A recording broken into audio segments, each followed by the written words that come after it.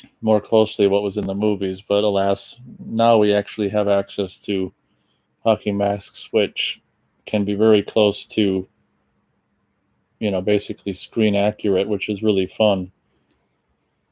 This, of course, not until the very end of the movie is it revealed that Tommy is in fact not the killer. So what a revelation. One can only assume at this point, well, who the hell is the killer?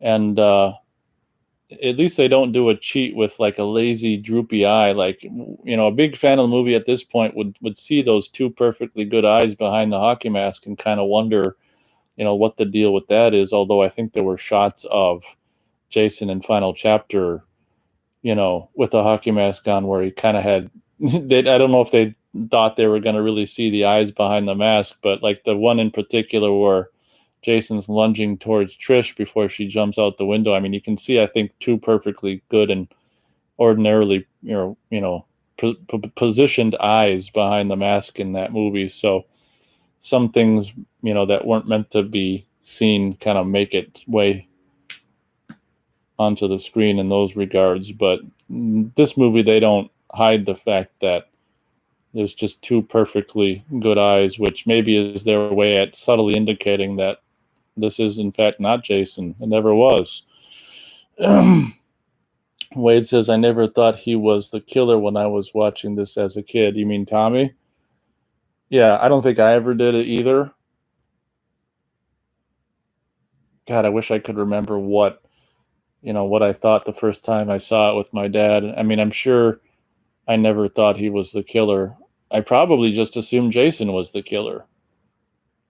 I'm pretty sure we were. I can't speak for my dad. He probably didn't care one way or another. I'm pretty sure I, as a kid, was disappointed with the reveal. And like I say, it's like I think they say in one of the commentaries, maybe one of the more recent ones, that it's really confusing because when you see that guy Roy there dead and the lightning lighting up his face, you can't even tell who the hell it even is.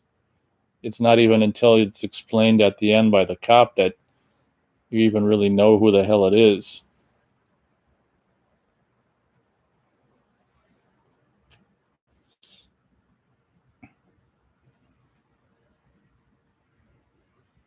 I just can't even imagine just the grunts and groans of fans coming out of the theater when this was in the theater. Just like, oh my God. I'm pretty sure, this is very close to the time that Frank Mancuso also produced the April Fool's Day, which is another fake out movie. So it's like he was in a fake out mood. It's either the same year or the next year that April Fool's Day came out or something. He was really in a fake out mood these couple of years. Let's do a Friday film, which, the guy who looks like Jason actually isn't. And we'll do a April Fool's Day horror movie where, well, if someone listening to this hasn't seen it, I won't ruin it. But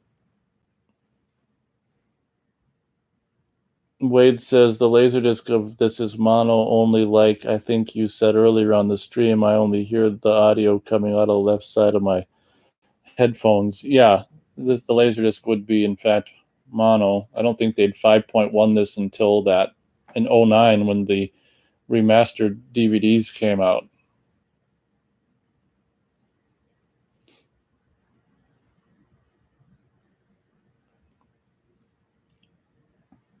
Oh no, all is lost.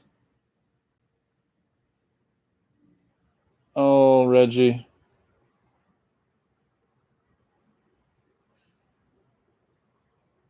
Looks like Reggie's gonna die and Pam's gonna go with them. Oh, chops the hand. Reet, reet, reet, reet, reet.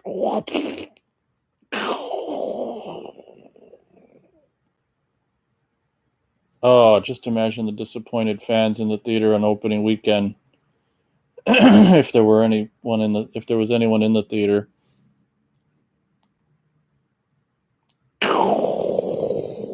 Like you can't even tell who that is. I mean, I know who it is and I can't even tell who it is. Oh my God. Yep. Fingernails can be very important to women. I don't know honestly why they like them long nails they can't do anything with. It's just societal programming, I guess.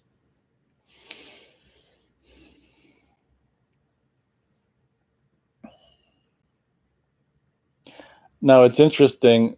I wonder if someone just took some sticky numbers and just put the number 13 on this fire thing. Kind of looks like, you can't see it in this shot here, but I think on one of the shots you can see the 13 closer. It looks like someone just stuck a 13 on there for the movie, or if that was already on there. She does a good job here at looking like she's been through hell. I mean, she genuinely looks like she's been through hell there. And to answer your question, yes, I have a picture of myself in my wallet as well. Just kidding.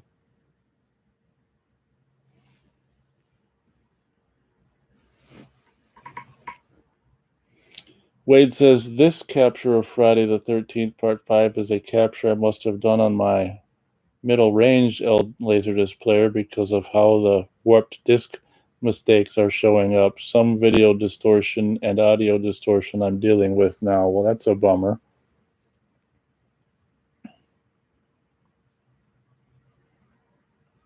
And it is funny how someone got a picture there of Jason, obviously like a production photo from Final Chapter in the bathroom, but it's funny how there was a news photographer. There it is. There's the 13 on the fire alarm.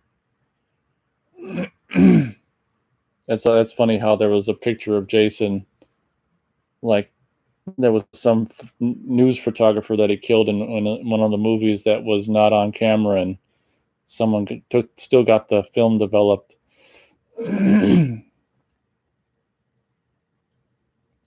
It's funny how this scene is kind of played twice. Obviously, anyone listening to this quote unquote commentary already knows what happens here. This is like a dream. I think is Tommy having this dream? Yeah, Tommy's having this dream. So Pam actually comes through the door twice, once in the dream and once in real life. Neither of the two ways are and good for her.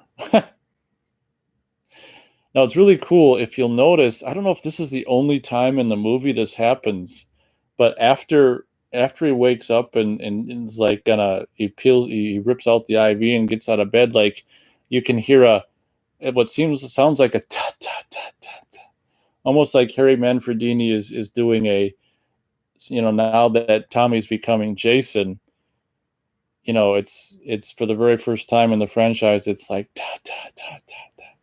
So I don't know if I'm just hearing what I want to hear or if he in fact did that. Ta ta ta ta ta. Almost like a Tommy, Tommy, Tommy, Tommy, Tommy. Wade says that's the problem with Laserdiscs. Unless they are completely flat, they will read differently on certain Laserdisc players. It's such a weird format. Yeah, that's why I had no problem leaving it behind. I still got my players and Laserdiscs, but I generally don't watch stuff on them. I am perfectly happy with Blu-ray. I like Blu-ray. From what I understand, this hockey mask here is the one used in Final Chapter, which Dick Warlock apparently ended up with at one point.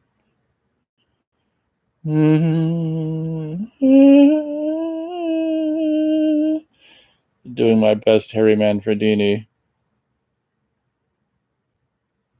I love the little music that happens when he pulls out the IV and the ta ta ta ta ta. Look at Jason has been assimilated into Tommy's soul. Ta ta ta ta. Wade says, "Did I hear you right the other day when you said you were only going to up to part 7, or are you going to do part 8 too? Are you doing all the Paramount Fridays, or do you not want to do 8 for some reason?" Yeah, I was thinking about that. I'm like, initially I was just going to do 7, but I was kind of thinking, if I didn't do 8, maybe that's doing it an injustice, and leaving 8 hanging it out to dry and not including it. Basically, whenever I do the franchise as a fan, I basically just, do 1, 2, 3, 4, 5, 6, 7, and then I'll start all over at 1. And I generally don't do 8 very often, but I have been thinking, since I'm going through the trouble of doing these, that maybe I might as well just, if I get, obviously I'm going to do through 7, and I suppose I might as well just do 8 as well, just to do the actual 80s Paramount movies. So the movie is now over. We can do a little bit of Q&A if you want. Yeah, so that's something that I had said in the past on these recordings, that my intention was just to do 1 through 7, but I suppose I can just do 8. It's only 90 more minutes of my life. But I mean, I don't know. I mean, since I'm not a huge fan of it, I don't know what I'll even say, but I suppose I could.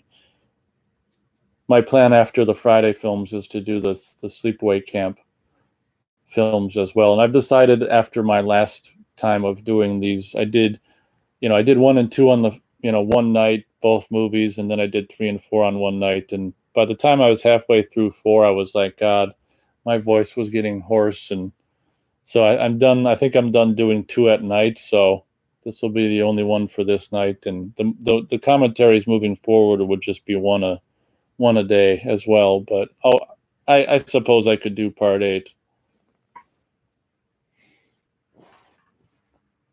Wade says, "Are you the person that really dislikes Jason Goes to Hell, or was that someone else?" No, that's me. It's probably someone else too, if anyone's got a brain. I'm not. I don't like Jason Goes to Hell. I saw that opening night with a couple of buddies and was so pissed off when we left the theater, more so than probably anyone would have been leaving the theater on part 5. I'm afraid if I do 8, which I probably should do, just because it's the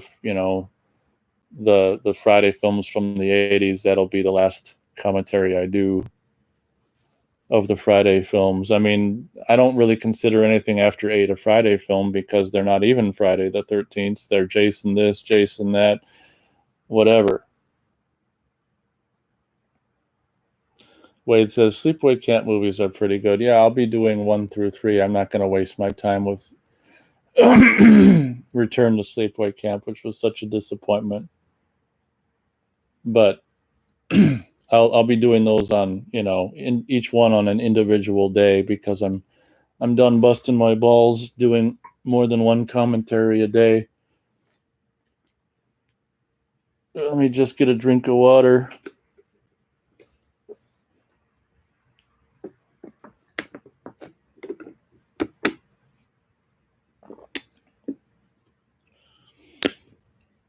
Wade says, "Are 2 and 3 horror comedies?" I haven't watched it in a while. Basically, yeah, the first one's more or less serious, although it's got some funny bits in it. And 3 and 4 are 2 and 3 are basically just, by the time 2 and 3 came out, Freddy movies were big, and him being all comedic and funny and stuff. So Angela is basically like a female Freddy. Well, she's not really even female, is she? Ha ha ha ha. The Angela character is basically like Freddy in Sleepaway Camp 2 and 3, just cracking jokes after she kills people. But those are the plan for after the Friday the 13th films, while it's still summer. My plan is to try to do the commentary for 6, hopefully within the next week, and not let 2 weeks go by, and try to get the Fridays done with, and then do the sleepaway camps and whatever else after that.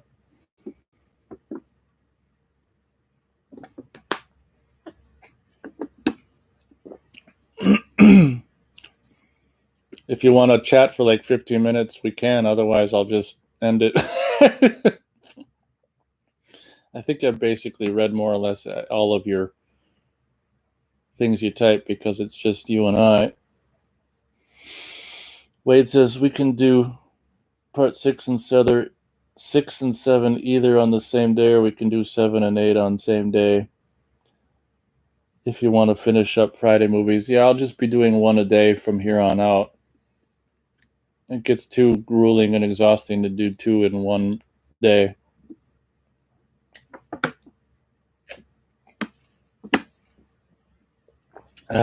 Water.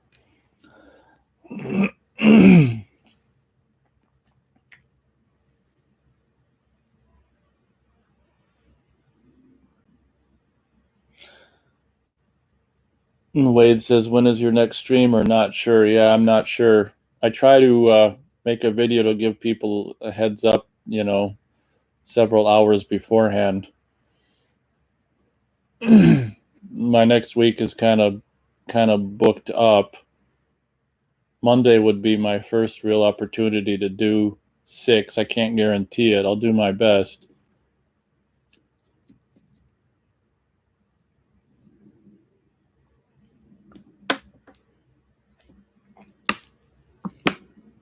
But I try to make short little videos to let people know I'm going to do it in a couple hours versus just starting it without giving anyone warning, because clearly the 3-hour warning I gave everyone tonight was clearly helpful because one person showed up. I guess if you see 3 thumbs up, 3 people showed up.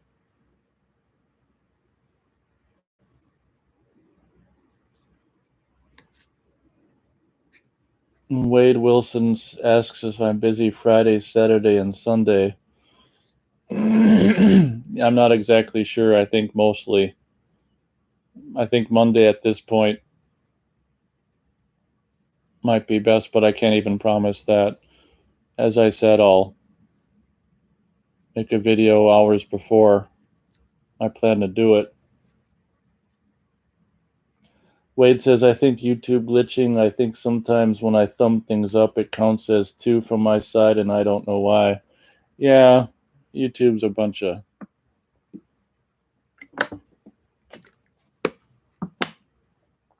malarkey. They deleted my thumbnail of Debbie Sue Voorhees laying on the ground where it wasn't even any nudity, just her shoulders up. It's like, that's so racy, isn't it? Meanwhile, they probably have all this hip hop booty shaking going on in videos and stuff.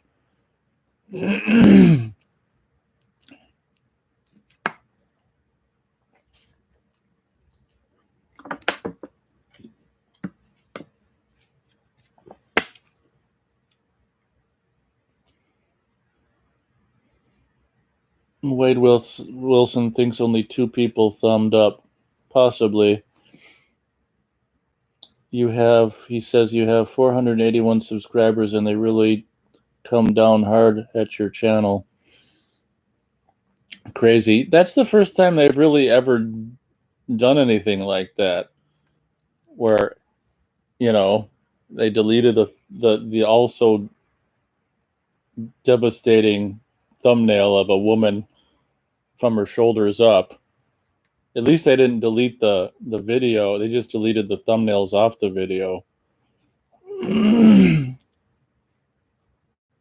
Wade says, yeah, but censoring what we can say on your chat is crazy too. Yeah, welcome to 2021. Like someone is watching us right now or stalking us, or is it a bot? I would imagine it's all automated, just automatic shit, I would imagine.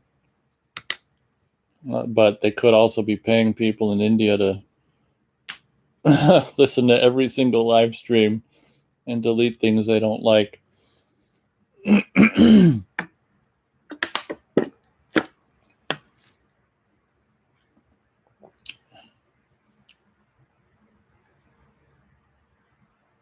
I forgot to take note of, I don't think he ever wore his glasses again in the movie. I forgot to keep track of that. I don't think he did.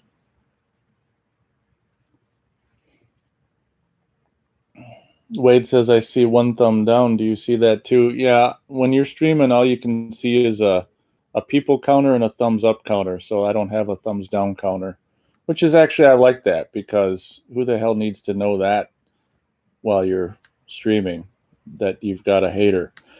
It'd be nice if they could get rid of thumbs down altogether, but I guess it does come in handy for really shitty videos to let people know that this video is really shitty.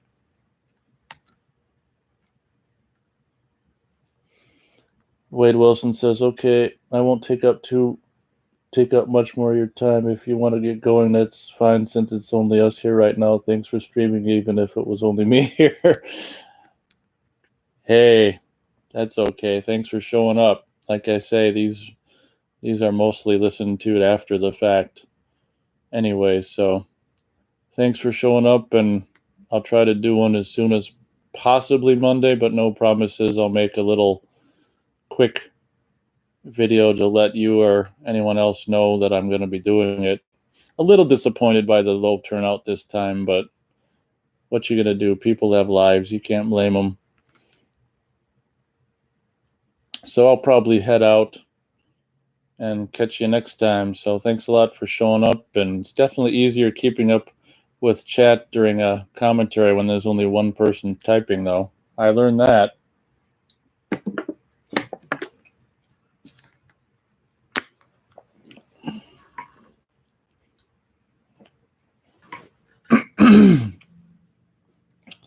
All right, my man. Thanks for showing up. Have a good weekend. Wade says good night, and I say good night right back to him. And to everyone listening after the fact, thanks for doing so, and we'll see you on the next one.